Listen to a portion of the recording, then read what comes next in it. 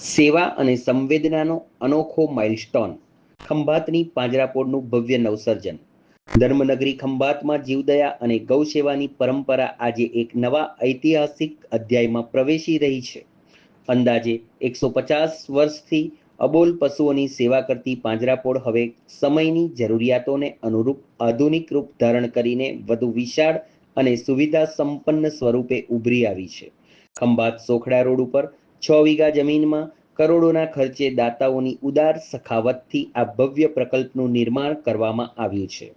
આ નૂતન પાંજરાપોળમાં 1100થી વધુ અબોલ પશુઓ માટે સુરક્ષિત, સ્વચ્છ અને વૈજ્ઞાનિક ધોરણે વિકસિત સંભાળ વ્યવસ્થા ઊભી કરવામાં આવી છે. પશુઓ માટે 24 કલાક પાણીની સુવિધા, કાયમી પશુ ચિકિત્સક સેવા, વિશાળ ઘાસચારા સંગ્રહ કેન્દ્ર તેમજ આરોગ્ય અને આશ્રયની સંપૂર્ણ વ્યવસ્થા ઉપલબ્ધ છે. સાથે સાથે ખુલ્લી જગ્યા અને મુક્ત વિહરવાની સુવિધા પશુઓ માટે વિશેષ આકર્ષણરૂપ છે. આ પ્રકલ્પ માત્ર પશુ સંભાળ પૂરતો સીમિત નથી, પરંતુ પર્યાવરણ અને જીવદયાના વિસ્તૃત દ્રષ્ટિકોણને પણ સમાવે છે. મૂંગા પક્ષીઓ માટે વિશેષ આશ્રય સ્થાન તથા સુંદર ચબૂતરાનું નિર્માણ કરવામાં આવ્યું છે, જે આ સંસ્થાને વધુ માનવતાવાદી અને સર્વસમાવેશક બનાવે છે.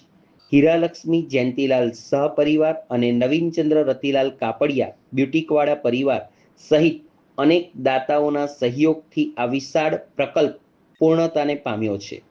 અહિંસા પરમો ધર્મના સિદ્ધાંતને જીવંત રાખતી આ પાંજરાપોળ માત્ર એક સંસ્થા નથી, પરંતુ સેવા, સંવેદના અને માનવતાનું પ્રતીક છે.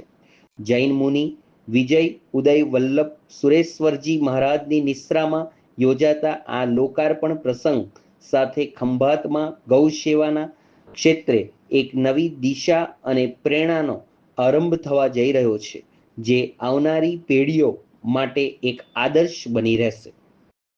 જી સર, આપનું નામ? નાનકાભાઈ પટેલ. નાનકાભાઈ, પાંજરાપોળનું શુભ મુહૂર્ત જઈ રહ્યું છે, શું કહેશો? હા, મેં પાંજરાપોળ એવું બનાવવાની કોશિશ કરી જે મૂગા પ્રાણીઓને બધી સુવિધા મળે, કે જેને બધી હોસ્પિટલથી માંડીને આઈસીયુથી માંડીને અમે સારામાં સારી સુવિધા આપી શકીએ એવી અમે પ્રયત્ન કર્યો છે. કેવી રીતે વિચાર આવ્યો અને કેટલાના ખર્ચે બની રહી છે, શું શું ફેસિલિટી હશે? અહીંયા ખંભાતમાં એવું હતું, ખંભાત એક છેલ્લું ગામ છે, અહીંયા પાણીનો જાનવરોનો ભરાવો બહુ રહે છે, ગાયોનો ને અંદર, એટલે અમે પાંજરાપોળ અમે સંભાળીએ છીએ. એટલે અમને એવું છે કે આ બધી ગાયો એક જગ્યાએ એને સહારો મળે ને સાતા મારે, એટલા માટે અમે વિચાર કર્યો કે આવું કંઈક કરવું જોઈએ.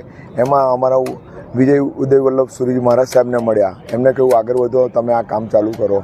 અમે આ ટોટલ પ્રોજેક્ટ 15 કરોડનો કરી રહ્યા છીએ. અત્યારે આપણી પાસે કેટલી ગાયો, કેટલા માણસો અને કેવી રીતે ખ્યાલ રાખો?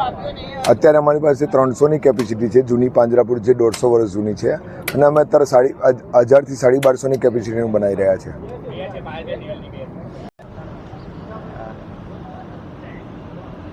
જી સર, આપનું નામ?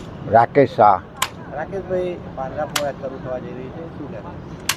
બસ આજે મૂગા ઢોર માટે સ્વર્ગ સમાન જગ્યાનો અમે આપવાનો પાંજરાપોળના ટ્રસ્ટીઓએ અને ખંભાતના દાનવીરોએ પ્રયત્ન કરેલો છે.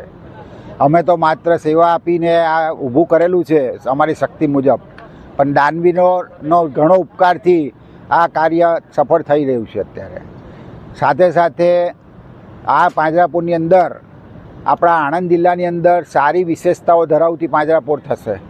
એની અંદર આઈસીયુ યુનિટ, 24 કલાક ડૉક્ટરની સગવડ, પાણીની શુદ્ધ પાણીની સુવિધા, ખાવા માટેની ઢોરને કોઈ જોરદાર વ્યવસ્થા, અને હાલમાં પણ અમારી જે પાંજરાપોળમાં 300 ઢોર ઉપરાંત છે, એમાં મરણ રેશિયો ઘણો ઓછો છે.